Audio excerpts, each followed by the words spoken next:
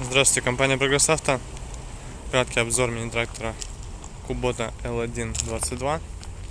Трактор, как видим, с куном, реверсивный, с фрезой в комплекте. По состоянию резины. Передняя резина в Японии была поменена на новую.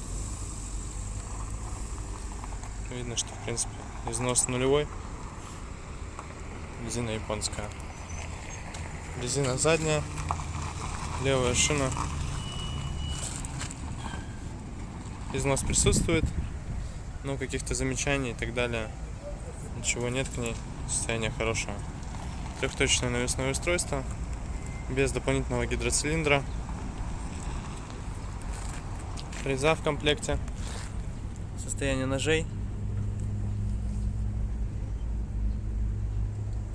Видно.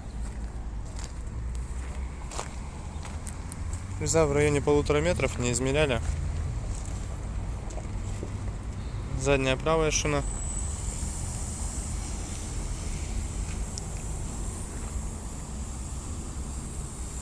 Видно, что износ небольшой, состояние у шины хорошее.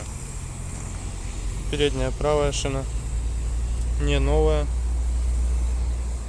Вместе износ очень похож на тот же, что и на задних, то есть состояние идентичное. Наработка у трактора 711 моточасов. Видно, я думаю.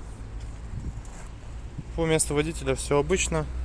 Положение фрезы, раздаточная коробка. Включаем полный привод, естественно, блокировка есть. Здесь у нас по правую сторону под рулем переключатель основной.